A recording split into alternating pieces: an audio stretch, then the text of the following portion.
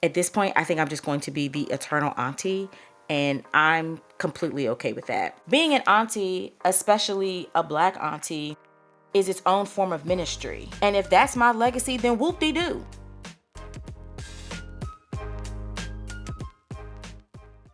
Hello, my pretties, and welcome back to another episode of Pretty Intentional, the podcast where beauty, lifestyle, and personal growth intersect. I'm your host, Candice Coleman, and I'm so happy to be back and recording episodes regularly. For me, Thanksgiving weekend just ended, and I just had the best rich auntie weekend with my best friend in Miami. Even though my family has officially dubbed me the new Big Mama, Auntie has a life too, so I got the fuck up out of Dodge. Now, I did make sure that I made my pasta salad that my family loves so much. And I know they were initially shocked because I'm a new auntie and they were probably surprised that I decided to leave. But let's be honest, my niece just turned 4 months old and she's not going to remember any of this anyway. And like JT said, I ain't got no kids. We live a totally different life. So I literally flew out on Thanksgiving morning. I had like a 6 or 6:30 a.m. flight, watched the sunrise from my seat. I had brunch reservations at Red Rooster at 1:30. My best friend and I went back to her apartment. I put my muumuu on. I watched Dallas beat the Chiefs. I ate some more food. And then we sat on the phone with our nieces on FaceTime because we're both first-time biological aunties and our nieces are the first grandchild and the first girl. So we are utterly obsessed. Friday, we went and saw Wicked for Good. Saturday, we got breakfast and some matcha. That night, we went to Cheesecake Factory for a little quick bite. And Cheesecake Factory is never going to do me wrong. We went to go see Jagged Edge, and we just had a wang dang doodle of a time. I hopped back on a plane Sunday morning, another 6 a.m. flight, and then I got straight off the plane to go kiss my niece. And while I was on the plane, I found myself being really emotional. I'm sitting there looking out of my window seat, watching the sunrise, and I started crying. I literally started crying. And they were just tears of joy and gratitude because I was just sitting there thinking, I love this life I'm living. I really do. The freedom, the joy, the ability to pick up and go and then come right back and just fall back into what I need to do. I'm at this interesting stage where people expect you to be thinking about kids or settling down or building a family. But honestly, I've been having deeper conversations with myself about what legacy really means to me and why motherhood isn't on my immediate list. At this point, I think I'm just going to be the eternal auntie, and I'm completely okay with that. And please don't think I'm saying this in some kind of deprecating way and wanting to be placated, like, oh, Candice, don't say that. You can still be a mom. And you're right. I very well could be. But I just don't think it's going to happen. And it's certainly not something that I want right now. But this took quite a bit for me to get to this. And it's not a decision that I've come to lightly. A lot of people, and I do mean a lot, have been telling me, oh, Candice, you've beat cancer, you've moved back home, this is the perfect time to have a baby. And I know they mean well, and I know it comes from love, but the truth is, that's not my reality. And it's definitely not my desire right now.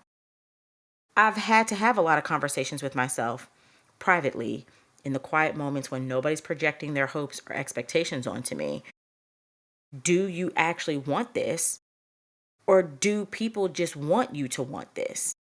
And when I really sat with it, and when I look at my history, my body, my healing journey, my life as it is right now, the answer was, I don't want it bad enough.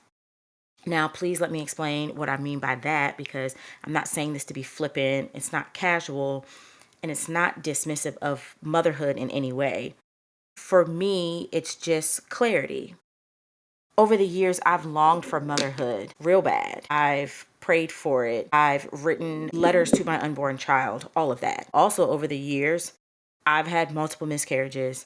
I've dealt with endometriosis, fibroids, polyps. I've had surgeries.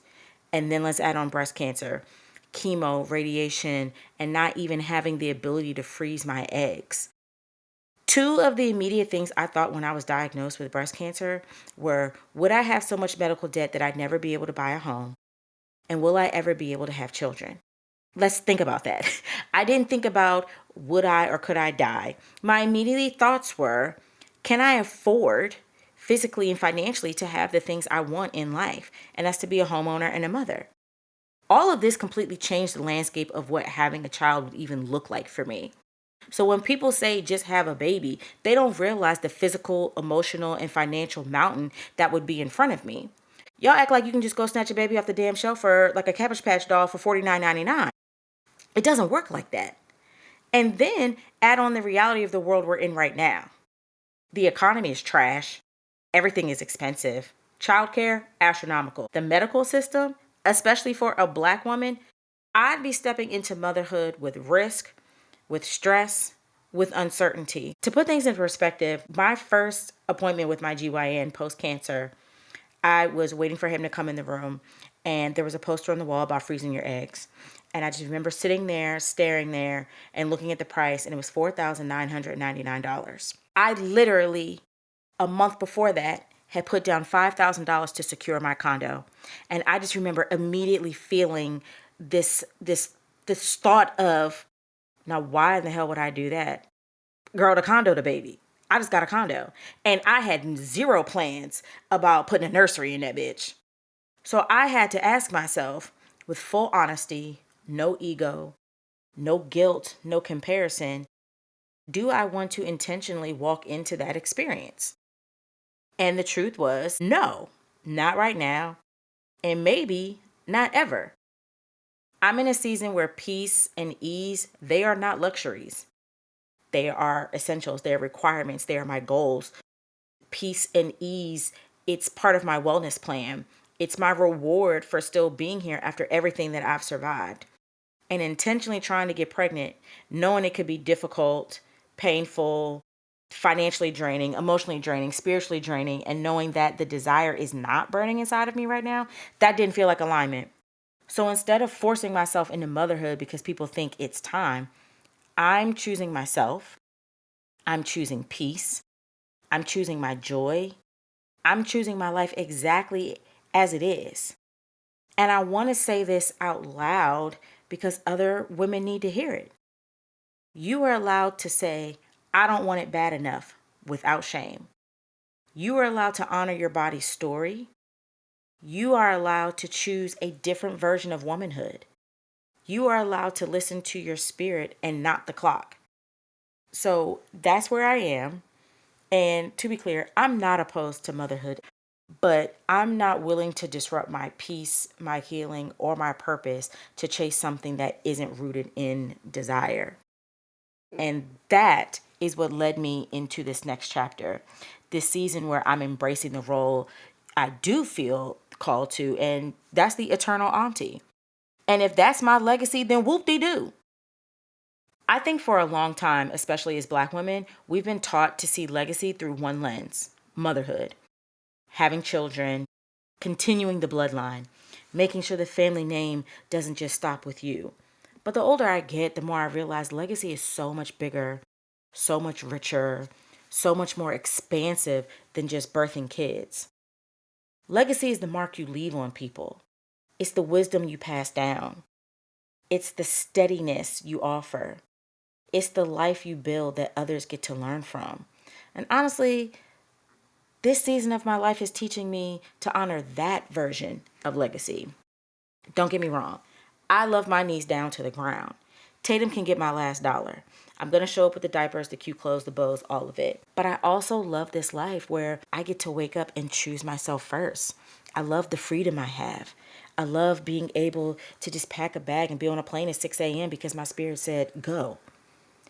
But that doesn't make my life any less valuable or meaningful. People, especially family, they'll look at you like, so when are you going to have kids? As if it's just the natural next step, as if you're behind, as if your wholeness is pending until you become somebody's mama. I don't feel incomplete. I don't feel like I'm missing something. And I'm not rushing myself into a role I'm not ready for just because it fits someone else's timeline or someone else's expectations. Being an auntie, especially a Black auntie, is its own form of ministry. We are the soft landing, the cool confidant, the bonus mom without the burnout, the fun one, the wise one, the safe space, the one kids run to when they can't tell their mama the full truth. That's impact. That's legacy. When I think about the type of aunt I want to be, I think about my own aunt. My Aunt Quita is so beautiful, and growing up, I was always so mesmerized by her. If I had to characterize her, she was like a mix of Regine from Living Single and Martha Stewart. And I literally used to call her the Black Martha Stewart growing up. She was always so fly. She always had the latest Coach bag. I learned about a bucket versus a satchel versus a tote from her. She told me the linens on my bed had to always match. You always wear a matching bra and panties. She had a cute red sports car. She would take me on vacations. She showed up to get me dressed for my senior prom. And when I was the tomboy that didn't really care, and she said, "How dare you think you're going to wear open-toed shoes and not have nail polish on?" And she got down while I was in my dress and she painted my toes while I was still standing in my shoes. She was just everything to me. I learned how to be a girl in many ways from her. And that is the kind of legacy and teaching I want to give to my niece, Tatum. And my aunt didn't have a child until she was maybe like 41, 42. So she was, at that point, seemingly this fly, eternal auntie. And as a culture, I don't think we talk enough about the fact that legacy doesn't have to biologically come from your body. Sometimes your legacy is your influence, your leadership, your creativity, your entrepreneurship, the young women you mentor, the girls you've poured into, the community you show up for. Motherhood is beautiful, and so is choosing yourself. So is designing a life that feels aligned. So is embracing the eternal auntie role and saying, "This is who I am right now, and I'm doing it with joy, intention, and a little bit of Miami sun on my shoulders."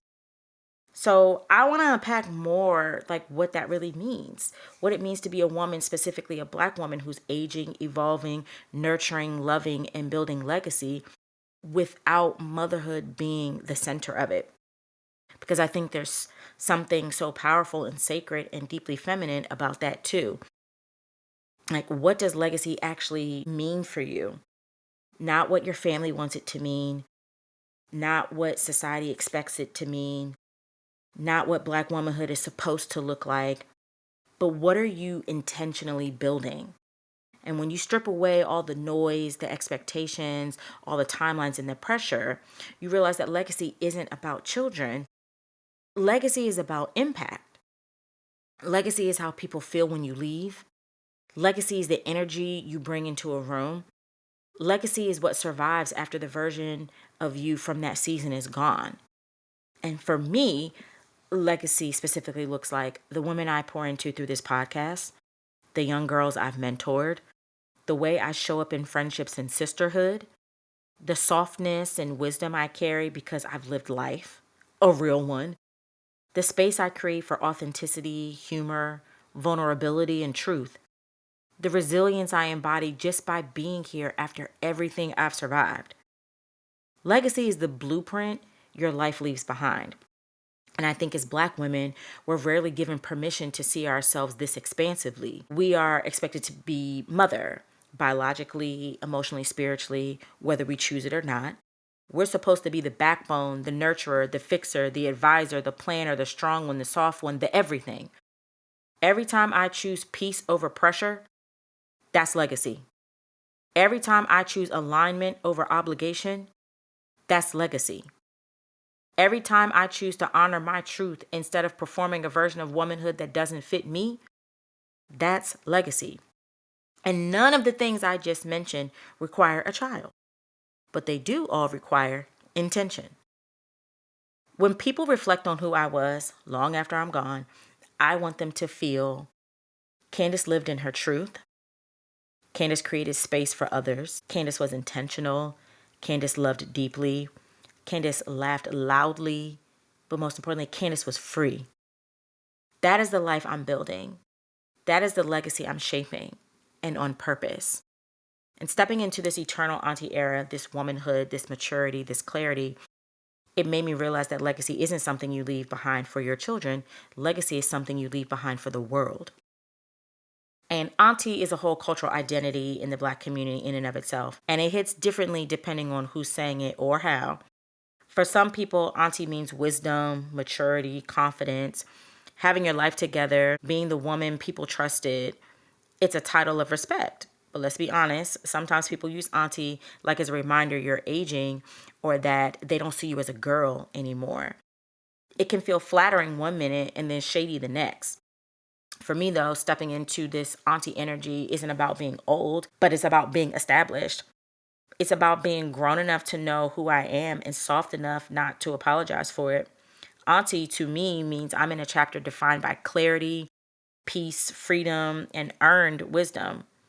I'm fully embracing being an auntie because as I age, I just know that quite literally it's a privilege.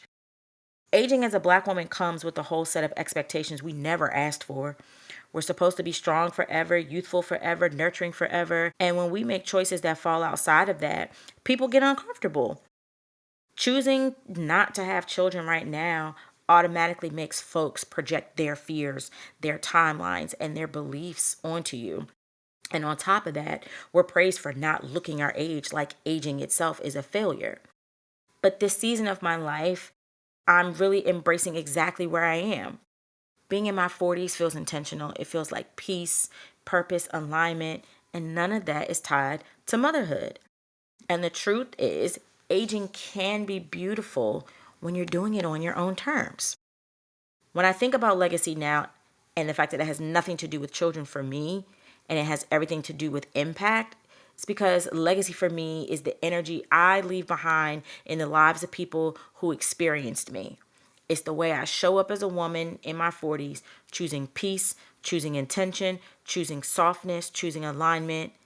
That becomes its own inheritance. My legacy isn't a person, it's a pattern of healing, a pattern of making the women around me feel seen, a pattern of correcting what I didn't have growing up, a pattern of showing the next generation, nieces, mentees, godchildren, little cousins, that there are multiple ways to be a fulfilled Black woman.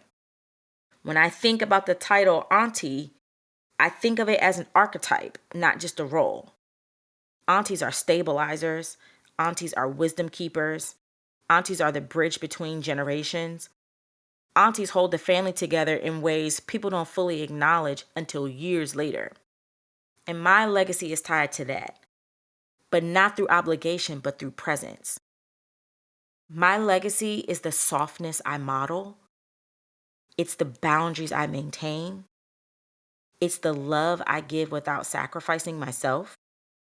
It's the version of womanhood I choose that tells the women coming behind me, you have options. You don't have to follow a script. Being the eternal auntie means my legacy is wide, not linear. It stretches across community, across friendships, across chosen family. It touches the lives of people who may have never known my full story, but they felt my imprint. So, no, legacy doesn't end because motherhood isn't part of my path. If anything, I think it expands it. This season of my life, this eternal auntie era, really just is about choosing myself with intention, about honoring what my body has survived, being honest about what I truly want, and letting go of the scripts that never belonged to me in the first place. Being an auntie for me isn't a consolation prize. It's a calling. It's a way of showing up in the world with softness, strength, humor, wisdom, and a little bit of audacity. Shit, a lot of audacity, if we're being clear. It's legacy by presence, not pressure. It's defining womanhood on my own terms and giving the next generation permission to do the same. So I do want to leave you with this. Whether you're a mom, an auntie, a godparent, a mentor, the fun cousin, or the woman in the friend group everyone goes to for advice, you are allowed to shape your life in the way that brings you peace and purpose. Thank you for being with me, for holding space for these conversations, and for walking with me as I redefine what fulfillment looks like in this chapter. Until next time, stay true to yourself, live with purpose, and as always, keep it pretty intentional.